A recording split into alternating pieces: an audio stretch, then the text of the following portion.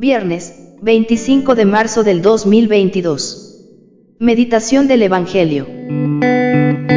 Lucas, capítulo 1, versículos del 26 al 38. He aquí la esclava del Señor, hágase en mí según tu palabra. Comentario breve. El relato de la Anunciación está colmado de evocaciones bíblicas. Jesús es presentado con todos los títulos reales posibles, es verdaderamente el Mesías. En cuanto a María, Lucas la presenta como la figura de Jerusalén, heredera de las promesas de felicidad, dirigidas a la antigua ciudad abandonada por su esposo, la Jerusalén dolorosa, llamada a ser la copartícipe libre de una alianza nueva y definitiva. Su instrumento no será ya Jerusalén, sino una joven mujer sencilla y perteneciente a los pobres de Yahvé. Evangelio de nuestro Señor Jesucristo según San Lucas. Gloria a ti, Señor. El ángel Gabriel fue enviado por Dios a una ciudad de Galilea, llamada Nazaret, a una virgen que estaba comprometida con un hombre perteneciente a la familia de David, llamado José. El nombre de la virgen era María. El ángel entró en su casa y la saludó, diciendo: Alégrate, llena de gracia, el Señor está contigo. Al oír estas palabras, ella quedó desconcertada y se preguntaba qué podía significar ese saludo. Pero el ángel le dijo: No temas, María, porque Dios te ha favorecido.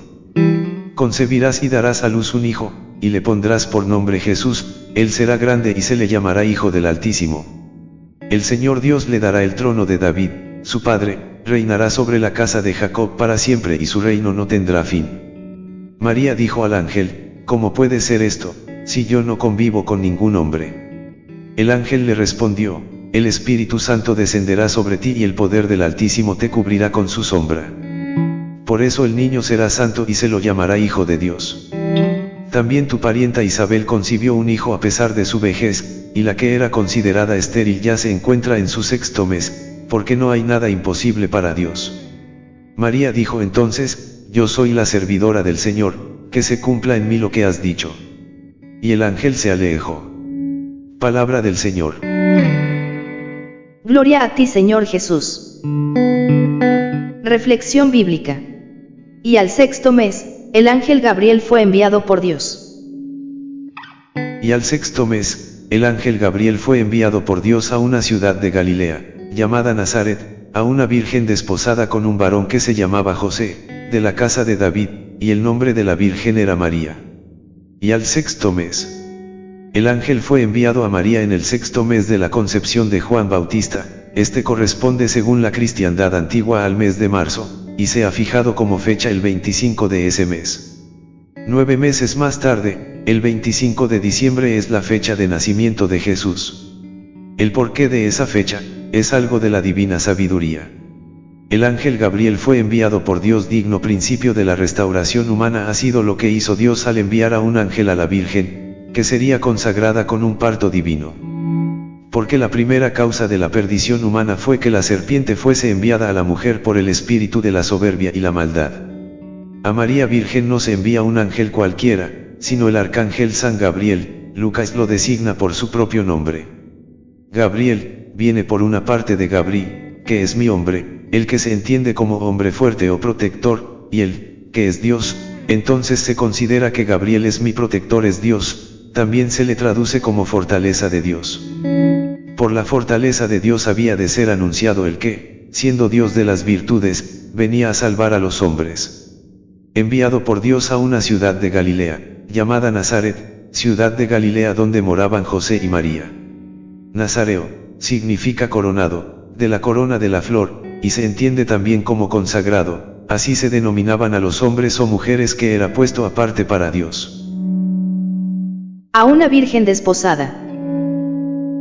San Agustín dice: solo la virginidad pudo decentemente dar a luz a aquel que en su nacimiento no pudo tener igual.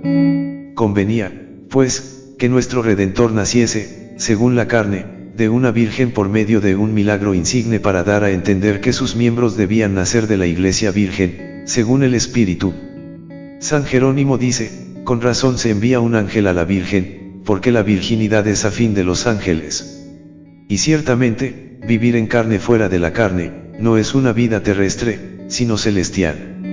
San Juan Crisóstomo dice, no anuncia el ángel a la Virgen después del parto, para que entonces no se turbe en demasía, sino que le habla antes de la concepción.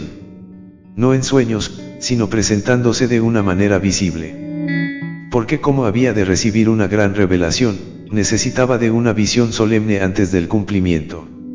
Lucas dice dos palabras muy exactas en su definición, virgen y desposada. La primera denominación, virgen, para que conste y no quepa la menor duda, que ella no conocía ninguna unión con un varón, esto es pura y sin mancha, y la segunda, desposada, para que conste que desconocía la unión marital y para que quedase ilesa de la infamia de una virginidad manchada, cuando su fecundidad pareciese signo de corrupción. Quiso Dios la posibilidad que algunos dudasen de su nacimiento, pero no de la pureza de su madre. Sabía que el honor de una virgen es delicado y la reputación del pudor es frágil. Entonces no estimó conveniente que la fe de su nacimiento se demostrase con las injurias de su madre.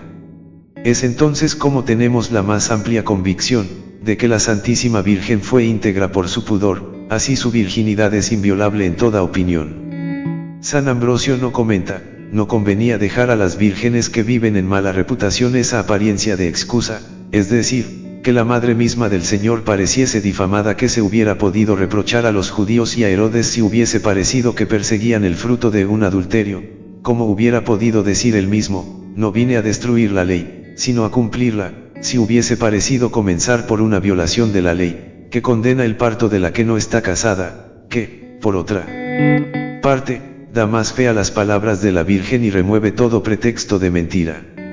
Madre, sin estar casada, hubiera querido ocultar su falta con una mentira.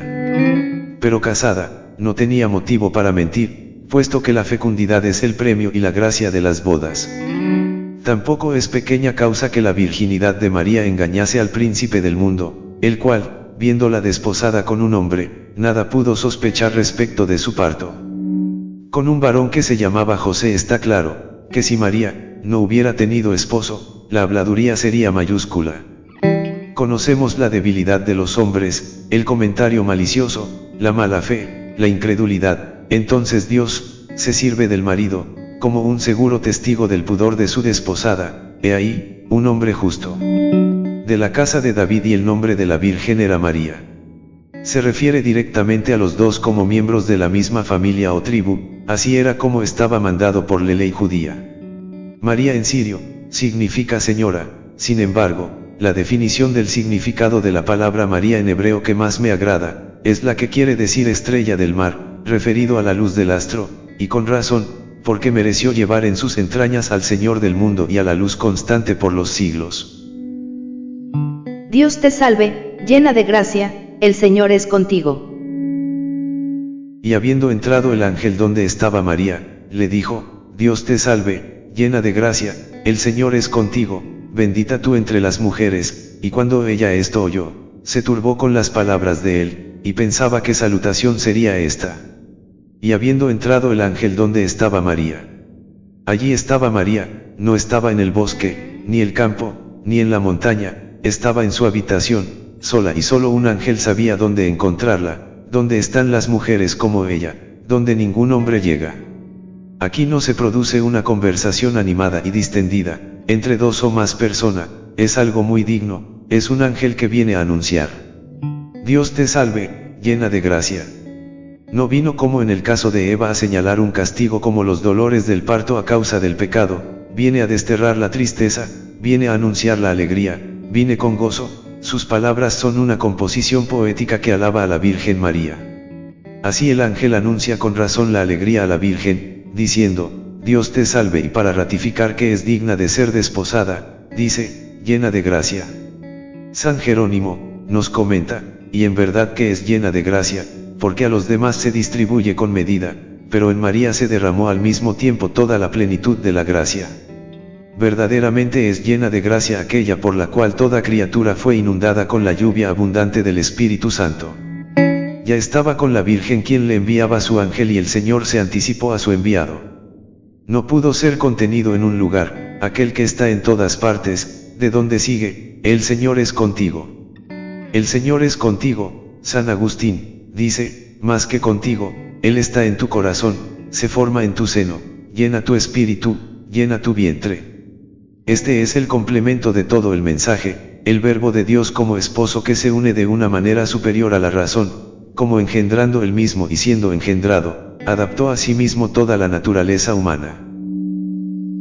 Bendita tú entre las mujeres. A saber, una sola entre todas las mujeres, pero también para sean bendecidas en ella todas las mujeres que imitaran por siempre su santidad y su ejemplo de madre, como los hombres serán bendecidos en su Hijo, que seguirán sus enseñanzas y lo imitarán. Todo un cambio nos trae Dios, porque, así como por medio de una mujer y un hombre entraron en el mundo el pecado y la tristeza, así ahora por una mujer y por un hombre vuelven la bendición y la alegría, y se derraman sobre todos. Y cuando ella esto oyó, se turbó con las palabras de él, y pensaba que salutación sería esta. Normal en toda mujer inocente y pura, turbarse, esto es una pequeña alteración por la sorpresa, alguien entró sin aviso a su habitación, como dijo San Ambrosio. Temblar es propio de las vírgenes, y el sobresaltarse cuando se acerca un hombre y temer todo trato de los hombres. Aprended, vírgenes, a evitar toda licencia de palabras. María se conturbaba hasta de la salutación del ángel. Comprendamos la situación de María, ella sabía de las apariciones de los ángeles, por eso no se turbó por su presencia. En los apócrifos se dice que de niña fue alimentada por los ángeles, ella se turbó con las palabras de él, como dice el Evangelio, por tanto, me inclino a considerar que fue por el pudor y la prudencia de la Virgen y su alma.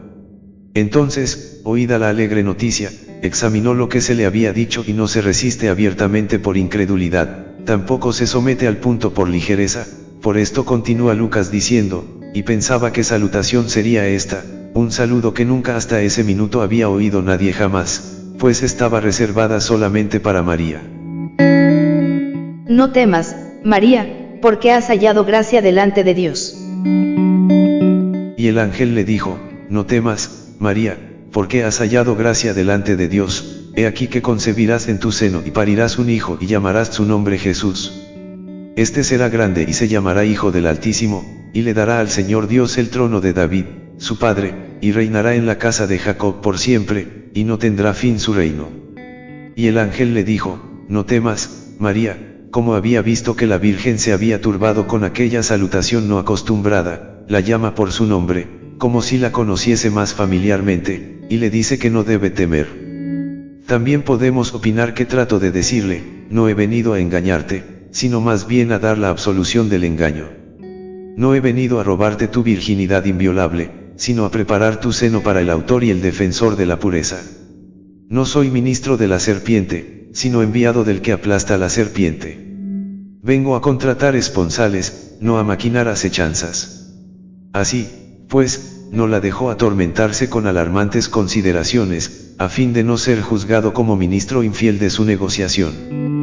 Porque has hallado gracia delante de Dios. Quien merece gracia delante de Dios, nada tiene que temer. ¿Cómo puede encontrar esta gracia cualquiera que sea, sino por medio de la humildad? Dios resiste a los soberbios, pero da gracia a los humildes. La Virgen encontró gracia delante de Dios porque, adornando su propia alma con el brillo de la pureza, preparó al Señor una habitación agradable. Y no solo conservó inviolable la virginidad, sino que también custodió su conciencia inmaculada. He aquí que concebirás en tu seno. Muchos habían encontrado gracia antes que ella, y por lo mismo añade lo que es propio de este caso. La palabra he aquí denota la prontitud y la presencia, insinuando con dicha palabra que la concepción se había celebrado al instante. Severo de Antioquía dice, concebirás en tu seno para demostrar que el Señor toma carne del mismo seno virginal y de nuestra sustancia. Vino, pues, el Verbo divino a limpiar la naturaleza humana, el parto y el origen de nuestra generación. Por eso, sin pecado y sin concurso de hombre, es concebido en carne y llevado en el vientre 9 meses como nosotros. Y parirás un hijo, y como acontece especialmente que es concebido el Divino Espíritu y ella da a luz al Espíritu de salvación, según anunciara el profeta. No todos son como María, que cuando conciben al Verbo del Espíritu Santo, lo dan a luz. Hay de aquellos que abortan al Verbo antes de dar a luz, y hay de aquellos que tienen a Cristo en su seno pero que todavía no lo han formado. y llamarás su nombre Jesús. Somos testigos que la expectación del parto infunde un cierto temor a las mujeres. En este caso, el anuncio de un parto dulce apaga esa aprehensión de temor cuando se dice, y llamarás su nombre Jesús. La palabra Jesús quiere decir Salvador. La venida del Salvador es el alejamiento de todo temor. Tú lo llamarás, dice el ángel, ¿por qué no lo hará el Padre? Porque carece de padre en cuanto a la generación humana, así como carece de madre respecto de la generación divina. Este nombre fue impuesto de nuevo al Verbo divino, y convenía a la natividad de su carne, según aquello del profeta, y te será dado un nombre nuevo, que la boca de Dios otorgará. Este será grande. Seguro, porque no se asemejará a nadie. San Juan fue grande como hombre, pero en este caso será grande como Dios. Consideremos entonces la grandeza de nuestro Salvador, como el más grande. Y se llamará Hijo del Altísimo. No somos nosotros los indicados a poner un nombre, es el Padre, quien conoce a su Hijo quien lo hace, Él sabrá muy bien quién será Jesús, como cuando nos dice este es mi Hijo muy amado. Existe desde la eternidad, aunque ahora para nuestra inteligencia se manifiesta su nombre. Y por esto dice será llamado, no será hecho ni será engendrado, porque ya antes de los siglos era consustancial, esto es de la misma naturaleza o esencia al Padre. Concebirás, pues, a este, serás su madre. Tu vientre virginal contendrá a aquel que vendrá a enseñarnos el mayor acto de amor y generosidad, el darlo todo por nosotros. Y su reino no tendrá fin. Y le dará al Señor Dios el trono de David, su padre, y reinará en la casa de Jacob por siempre, y no tendrá fin su reino. Para que se sepa con claridad que el que había de nacer de virgen era el mismo Cristo que los profetas prometieron que nacería de la descendencia de David. Sin embargo, el cuerpo purísimo de Jesucristo no procede de José, aunque descendía de la misma línea de parentesco que la Virgen, de la cual el unigénito del Padre tomó la forma humana. Y su reino no tendrá fin. Solo Dios puede reinar eternamente. Por esto sucede que, aunque se diga que toma el trono de David por la encarnación, en cuanto Dios es reconocido como Rey eterno, así como hoy que reina sobre muchos y finalmente reinará sobre todos porque todas las cosas le están sometidas. Y dijo María al ángel, ¿cómo se hará esto? Porque no conozco varón. San Ambrosio nos comenta que, ni María debió rehusar de creer al ángel, ni usurpar temerariamente las cosas divinas. Por eso se dice, dijo María al ángel, ¿cómo se hará esto? Esta respuesta fue más oportuna que la del sacerdote. Esta dice, ¿cómo se hará esto? Y aquel dijo, ¿cómo podré saber esto? Aquel se niega a creer y parece como que busca otro motivo que confirme su fe, este no duda que debe hacerse, puesto que pregunta cómo se hará. María había leído, he aquí que una virgen concebirá y dará a luz un hijo y, por tanto, creyó que iba a suceder. Pero no había oído antes él cómo había de suceder. No se había revelado ni aún al profeta cómo aquello se había de llevar a cabo.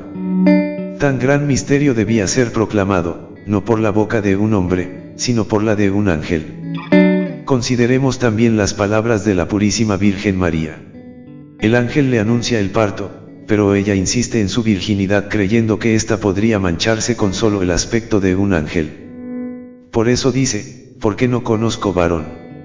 El conocimiento se entiende de muchas maneras.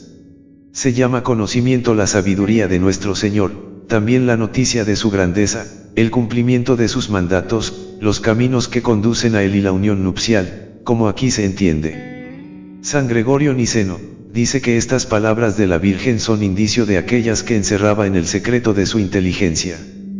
Porque si hubiese querido desposarse con José a fin de tener cópula, ¿por qué razón había de admirarse cuando se le hablase de concepción?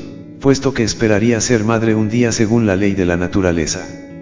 Mas como su cuerpo, ofrecido a Dios como una hostia sagrada, debía conservarse inviolable, dice, puesto que no conozco varón. Como diciendo, aun cuando tú seas un ángel, sin embargo, como no conozco varón, esto parece imposible. ¿Cómo, pues, seré madre si no tengo marido? A José solo lo conozco como esposo. Y respondiendo el ángel, le dijo, el Espíritu Santo vendrá sobre ti.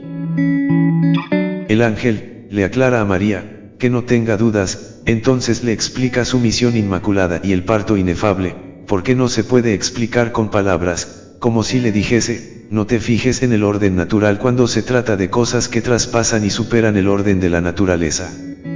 Tú dices, ¿cómo se hará esto, puesto que no conozco varón? Pues por lo mismo que no conoces varón sucederá esto, porque si hubieras conocido varón, no serías considerada digna de este misterio. No porque el matrimonio sea malo, sino porque la virginidad es más perfecta. Este era el plan de Dios, Él quiso que Jesús participase con nosotros en el nacimiento y se distinguiese en él. Tuvo de común entre nosotros el nacer del vientre de una mujer y nos superó naciendo sin que aquella se uniese a un hombre. San Gregorio Niceno, dice, cuán bienaventurado aquel cuerpo que por la exuberante pureza de la Virgen María se vinculó a sí mismo el don del alma. En cada uno de los demás, apenas el alma sincera conseguirá la presencia del Espíritu Santo, mas ahora la carne resulta ser la mansión del Divino Espíritu.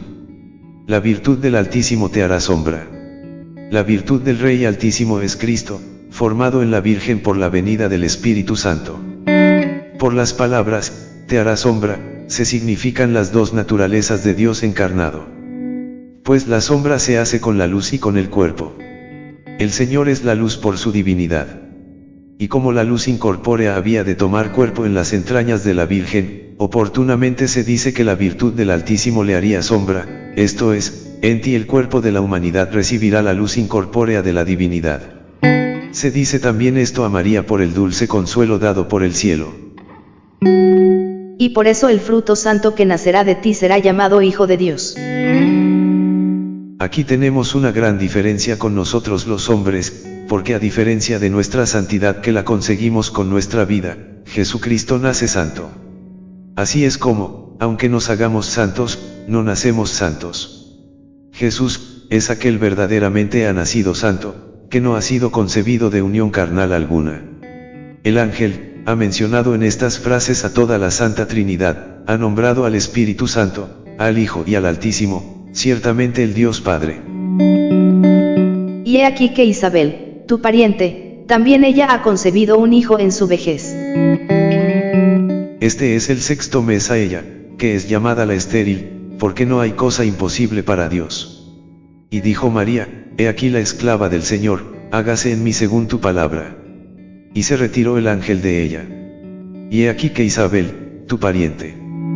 Como lo que se ha dicho superaba a lo que la Virgen podía comprender, el ángel habló de cosas humildes, para persuadirla por medio de cosas sensibles, y por ello le dice, y he aquí que Isabel, tu pariente. También ella ha concebido un hijo en su vejez, dando a entender su incapacidad natural. Prosigue, y está en el sexto mes. No anunció desde el principio el embarazo de Isabel, sino después de transcurridos 6 meses, a fin de que el embarazo sirviese de prueba. Porque no hay cosa imposible para Dios, así pues, recibe el ejemplo de la anciana estéril no porque haya desconfiado de que una virgen pueda dar a luz, sino para que comprenda que para Dios todo es posible, aun cuando parezca contrario al orden de la naturaleza. He aquí la esclava del Señor, hágase en mí según tu palabra. Y dijo María, he aquí la esclava del Señor, hágase en mí según tu palabra. Estamos ante la gran humildad de María, mujer de gran devoción.